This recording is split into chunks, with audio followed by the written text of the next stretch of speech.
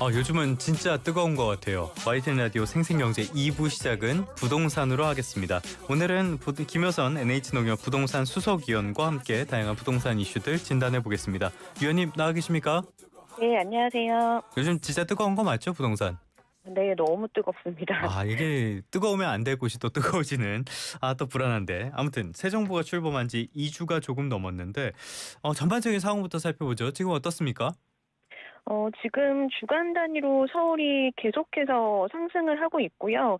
지금 토어제가 재지정되고 잠깐 주춤했었는데 최근 그 0.13, 0.16 이렇게 오르다가 최근 예. 자료가 0.26 정도까지 올랐고 진짜요?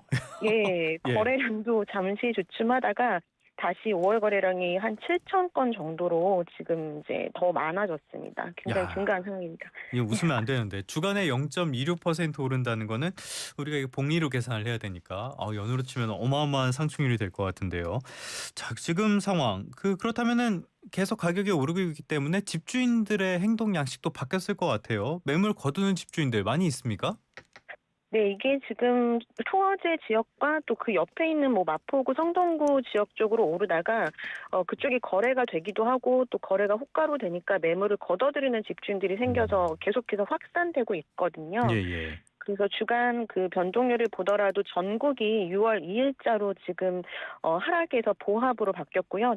최근에는 또 0.03으로 바뀐 상태라서 집주인의 행동 양식에 따라서 이제 계속해서 확산되고 있는 그런 상황입니다. 무시무시한 상황이 벌어지고 있는데 근데 말씀하신 것처럼 전국적으로 봤을 때는 그 보합 정도 그런데 역시나 일정 부분 일정 지역에서 이런 매수세들이 몰리고 있는 거잖아요. 특히 강남 3구 쪽에 많이 몰리고 있는데 근데 또 우려되는 게 이 강남 3구에 몰렸던 매수세가 서울 전역적으로 퍼져나가는 거 아닌가 이런 우려도 나오거든요. 여기에 대해서는 어떻게 보십니까? 네, 실제로 이미 그렇게 확산이 되고 있는 상황입니다. 사실 이게 최근의 일이 아니라 약 한 달 정도 이전부터 뭐 마포구, 성동구, 또 강남 3구에서 시작된 것들이 가격이 올라가다 보니까 계속 지역적으로 밀려나면서 최근에는 서울 외곽이나 뭐 한강 이남의 경기도 지역까지도 매수세가 굉장히 붙은 상황입니다. 인천 쪽은 어떻습니까? 인천까지는 아직까지는 이제 확산되진 않았지만 주요 지역 위주로는 최근에 좀 문의도 많이 늘고 집 보러 오는 사람들도 많다라는 현장 얘기는 들리고 있습니다. 그러면 서울 강남 3구에서 시작된 게 수도권으로 조금씩 퍼져나가고 있다라고도 볼 수가 있겠는데요. 매매 심리는 어떻습니까? 예, 매매 심리도 뭐 5월 부동산 시장 소비 심리 지수를 보면은 전월보다 4.3포인트나 상승을 했습니다. 그러니까 5월 들어서면서 이런 집을 사야겠다라는 매수 심리가 굉장히 좀 높아진 것 같고요. 이건 서울뿐만 아니라 전국적으로 좀 많이 상승한 상황입니다. 가계부채도 많이 늘었겠네요. 가계부채도 많이 늘어서 최근에 이제 금융권 쪽으로 관리를 좀 이제 정부 쪽에서 지시를 한 걸로 보여집니다. 자꾸 이럴 때마다 대출 갈아타기를 하시거나 정말 필요하신 분들이나 이런 분들이 골탕을 먹는 일들이 자꾸 생기는데 빨리 이거 어떻게 잡아야 되는데 쉽진 않을 것 같습니다. 어쨌든 그럼 원인을 한번 살펴보죠. 이렇게 부동산 시장이 또 뜨거워진 배경 뭘로 보십니까? 일단 한마디로 말씀드리면 서울 집값 이제 안 떨어진다 이런 심리가 굉장히 지배하고 있는 것 같고요. 사실 지금은 투기 심리 이전의 실수요장이라고 봐야 되거든요. 그래서 서울이나 인근에 사시는 분들 뭐 내 집 마련 또 갈아타기 수요가 굉장히 많은 상황에서 지방이 상대적으로 장기적으로 좋지 않다 보니까 지방에서의 서울 매입 또 외국인들의 서울 아파트 매입도 늘어나다 보니까 서울만 이렇게 불장이 되고 있는 상황입니다. 그러면 이게 실수요만으로 이렇게 오른다는 거예요? 그럼 투기 수요까지 들어오면 더 장난 아니겠네요, 이거는.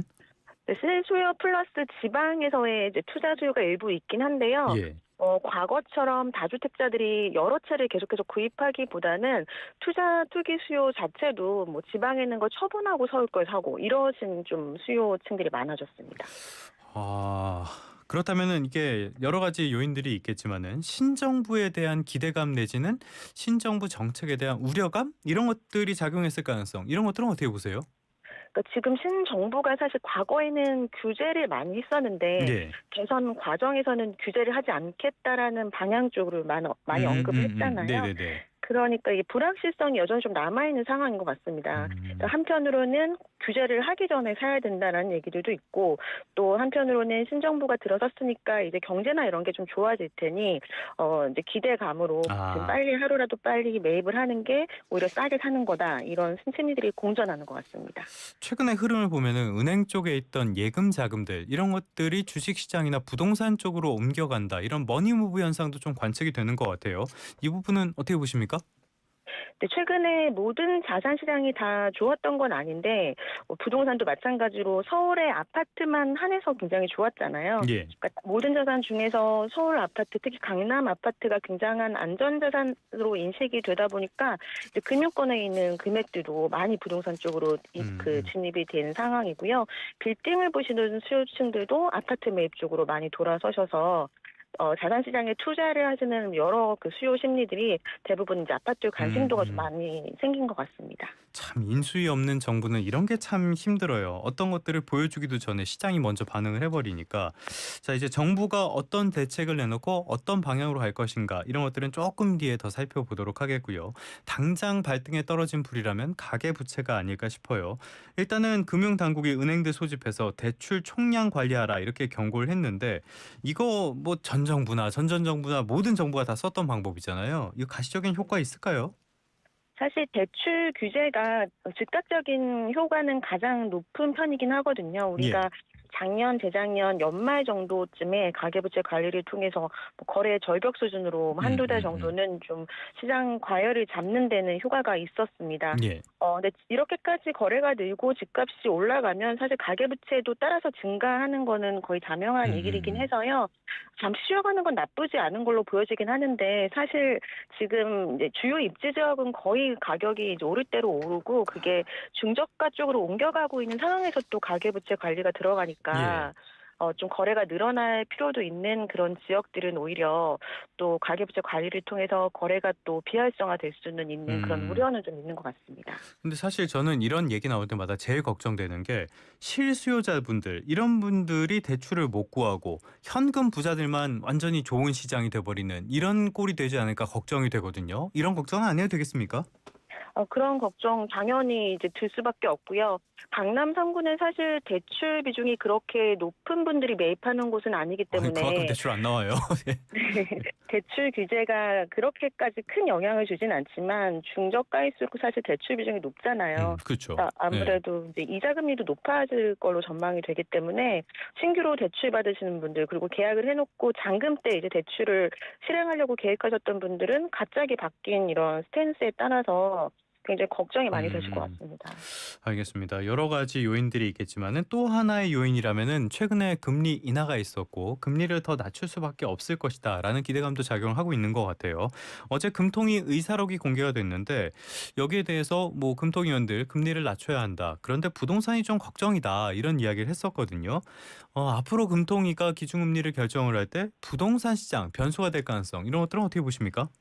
충분히 있다라고 보여집니다. 지금 안 그래도 가계부채가 이렇게 낮은 편이 아니었는데 예. 최근 들어서 일부 시장으로 인해서 가계부채가 또 높아지면 지금 PF나 이런 것들도 해결이 안 된 음, 상태에서 음, 음. 굉장한 부담일 수 있거든요. 예. 그래서 물가나 이런 것들을 생각하면 사실 기준금리를 인하하는 것이 좀 당연해 보이긴 하지만 시장이 잡히지 않고 이 분위기로 계속 가야 된다고 한다면 인하 시기를 좀 지연시키는 것도 당연히 생각할 수 있는 음. 카드일 것 같습니다. 이러지도 못하고 저러지도 못하고. 그런데 이럴 가능성도 있잖아요. 지금 7월에 DSR 3단계, 스트레스 DSR 3단계가 시행이 되니까 그거 앞두고 일단 사자라는 것을 그래서 한정적인 어떤 흐름일 수도 있잖아요. 이런 가능성에 대해서 어떻게 보세요? 그런 심리도 작용은 하는 것 같긴 한데요. 예. 사실 이게 계산을 해보면 금액 자체가 수도권 같은 경우 그렇게까지 크게 줄어드는 건 아니긴 해서 음. 실질적으로 기준금리가 최근에 인하된 거를 감안하면은 사는 데는 그렇게까지 큰 무리는 없는 수준이긴 하거든요. 예예. 근데 말씀하신 대로 아무래도 7월에 강화된다 이 시그널 자체가 좀 압박감을 줄 수는 있어서 그런 심리적인 것들 음, 그리고 음, 음. DSR뿐만 아니라 곧 규제가 들어갈 수도 있다. 이게 합쳐진 정책적인 불안감이 심리적으로 연결이 되는 것 같습니다. 그러면 그게 전부는 아니지만은 어느 정도는 영향을 미쳤을 것이다. 네. 그렇게 이해하면 될 것 같고요. 자, 토지거래 허가제 확대 이것도 세금 규제를 건드리지 않는 선에서 부동산 과열 심리를 잠재울 수 있는 대안이다라는 의견도 나오거든요. 이런 것들 몇 군데 지금 거론도 되고 있는데 어떤 것들의 가능성이 있다고 보세요? 지금 강남 3구랑 용산구 외에 이제 마포구나 성동구 한강벨트 라인 쪽으로 많이 올랐기 때문에 그런 지역들이 지금 언급이 되고 있을 거고요. 음. 그치만 우리가 토지 확대 지정을 3월에 하고 예. 지금 5월에 이렇게 과열이 된 상태잖아요. 네. 그래서 사실 집값을 잡기보다는 오히려 그 지역들이 가장 입지가 좋다라는 것들로 받아들이는 그런 아. 수요자들도 많이 있어서 예. 오히려 또 더 확산될 가능성이 있기 때문에 신중해야 될 거라고 보여지고, 또 더군다나 결정되지 않은 상황에서 언급을 하는 건 더 불안감 때문에 빨리 매입하게 만드는 효과를 가져올 수 있어서 음 신중해야 음 될 음. 거라고 야, 이거는 해제하는 것도 신중해야 되고 지정하는 것도 신중해야 되고 안 하니만 못한 정책이 될 수 있으니까 시장 상황을 잘 보면서 대응을 해나가야 하겠습니다. 자, 그런데 이제 결국에는 이재명 정부에서 어떤 정책을 내놓을까 이 부분에 관심이 쏠릴 수밖에 없거든요. 다음 달쯤에 정부가 주택 공급 대책을 발표할 예정이다라는 소식이 전해졌는데 뭘 어떻게 하겠다는 겁니까? 주택 공급 대책이 대선 중에 구체적으로 나오진 않았었는데, 네네네. 공급을 뭐 구도심 쪽에 있는 재정비 쪽을 통해서 확대하겠다, 신도시를 더 확대하겠다 이런 언급들은 있었거든요. 네. 사기 그런데 신도시 이제 이야기도 있었죠. 예. 네. 그래서 아직 4기 신도시까지 발표되기는 좀 이를 것 네네네. 같고요. 3기 신도시의 용적률을 좀 더 높여서 가구 수를 늘리고 이런 것들이 지난 정부에서도 언급이 된 바 있지만 이제 그런 내용들이 추가적으로 나올 것 같고, 또 음. 유휴 국공지 개발 같은 것들을 통해서 뭐 공공 임대와 뭐 분양 물량들을 늘리겠다 이런 내용들이 주를 이룰 걸로 예상이 됩니다. 자, 그럼 어떻게 보면은 전 정부에서 추진했던 정책들의 연장선이라고 볼 수가 있겠는데 일단 이 시점에서 여쭤보고 싶은 게 지금 3기 신도시 자체가 잘 안 굴러가고 있잖아요. 요런 거 어떻게 이게 새 정부가 들어왔다고 해서 이게 상황이 바뀔 가능성 어떻게 보십니까?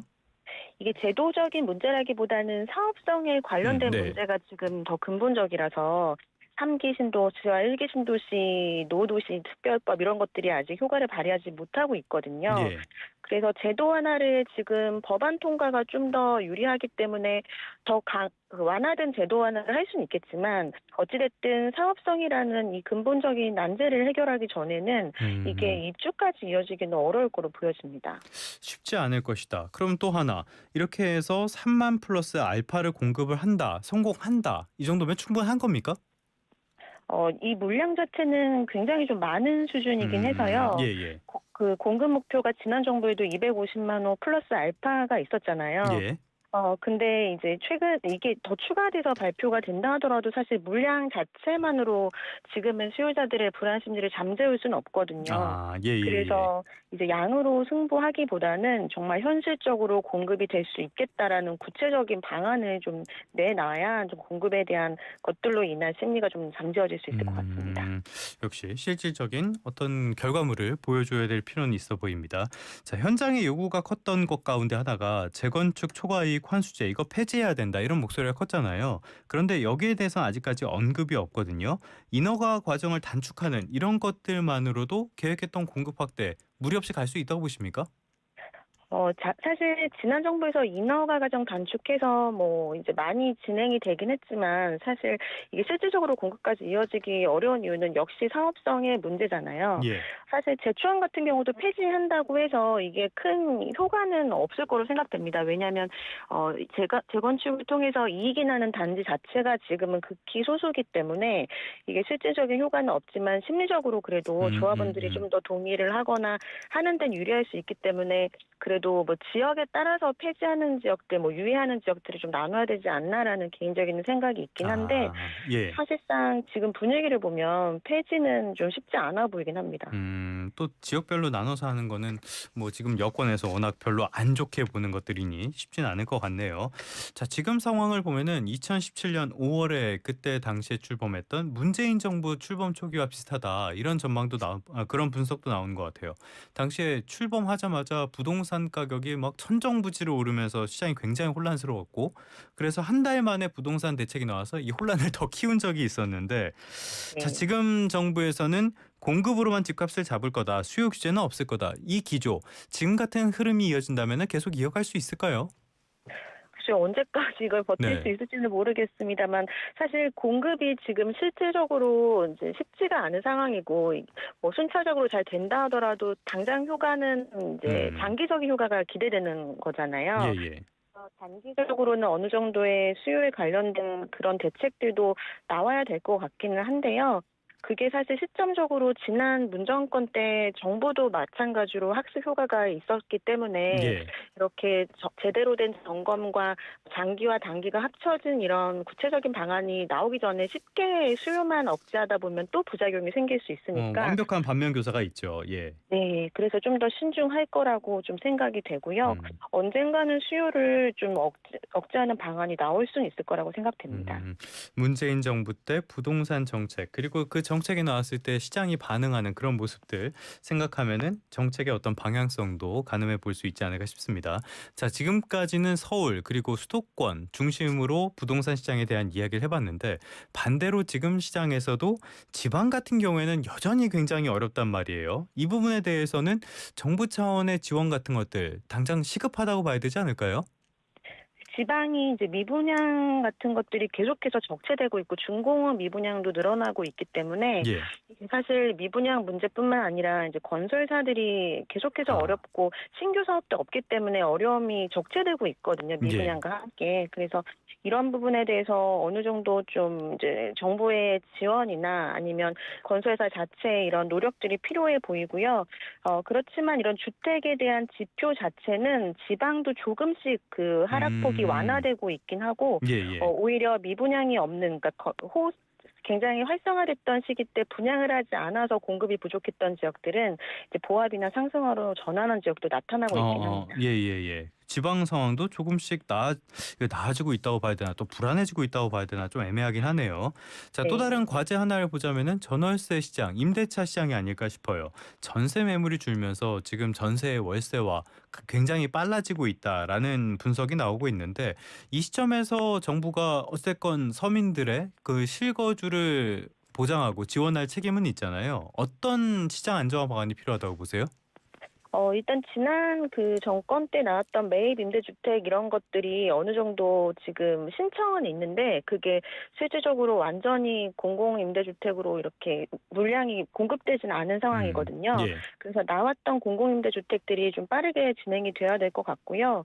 또한 지금 전세 때문에 전세값, 월세값 그리고 매매값이 다 같이 올라가고 있는 상황이거든요.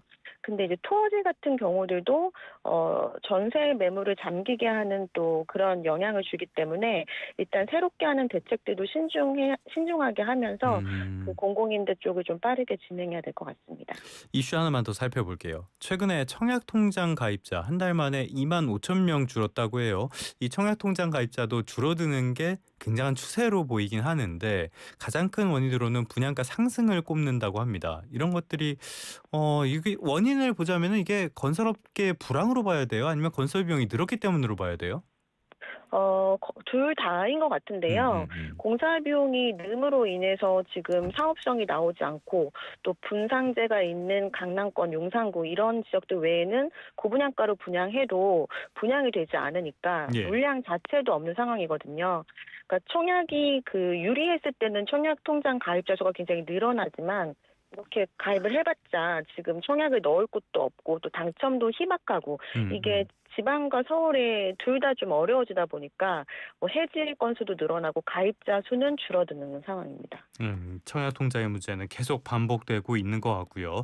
자, 지금까지 상황을 쭉 살펴봤는데요. 수도권 오르고 지방도 조금은 개선되는 그런 흐름이 있고 전월세 시장, 전세 시장은 불안하고 월세는 오르고 이런 시점에서 실수요자들 그 내 집 마련 이제 해야겠다 생각하는 분들 어떻게 타이밍을 잡아야 됩니까? 사실 지금 한 2년, 3년 정도 동안 좀 반복적으로 이런 현상들이 나타나고 있거든요. 예. 그러니까 실수요자들은 계속해서 집을 사려고는 하는데 그 타이밍을 보시다가 좀 과열되기 시작할 때가 타이밍이라고 생각하시는 것 같아요. 아아. 근데 사실 시장은 반복되기 때문에 지금 과열됐다라고 언론에서 많이 나오는 지역들은 사실 이미 오를 대로 오른 상황이고 아. 이게 우상향을 장기간 할 수는 있지만 단기적으로는 조정이 또 올 수밖에는 없습니다. 그래서 너무 많은 사람들이 한꺼번에 좀 집중할 때는 예. 조금 한 발짝 물러나는 것도 필요할 것 같고요. 반면 좀 오랫동안 침체됐던 지방이나 이런 지역들은 지금 이제 저가에서 더 많이 떨어지지는 않은 상황이라서 내 집 마련하시는 분들은 오히려 그런 지역들은 지금 보셔도 좀 괜찮을 것 음. 같습니다. 지방은 괜찮고 수도권은 약간 관망세를 보일 필요는 있다. 그러면 수도권 쪽에서 내 집 마련을 하시려고 생각하는 분들, 뭐 강남 3구는 어렵다 그래도 그런 분들은 언제쯤 타이밍을 우리가 재볼 수가 있을까요? 지금 이제 금융부터 규제가 어느 정도 들어갔잖아요. 예. 근데 우리가 2년 정도 지켜봤을 때 대출을 받기 좀 어려워지면 또 거래절벽 얘기 나오면서 음음. 저가 매물들이 나타나기 시작하거든요. 예. 그래서 지금 조금만 기다리시면 다시 한번 또 조정이 되면서 들어갔던 매물들이 나오거나 또 팔려는 사람들이 저가로 매물을 내놓을 수 있기 때문에 지금처럼 이제 집주인들이 매물을 걷어들이거나 호가를 계속해서 올리는 시기보다는 정부의 좀 움직임을 보시고 그다음에 좀 보셔도 좋을 것 같습니다. 정책이 얼마나 중요한지 다시 한번 알 수 있는 부분입니다. 지금 더불어민주당이 거대 여당이 됐는데 문재인 정부 때처럼 하면 안 됩니다. 그러면은 또 서민들의 주거 안정은 완전히 깡통으로 들어가게 될 수 있어요. 끝으로 이번 주에 부동산 시장 한 줄 평으로 들어보겠습니다. 네, 반복되는 실수에 불안이 만드는 뜨거운 서울 여름 이렇게 좀 평을 해볼 수 있을 것 같은데요. 예.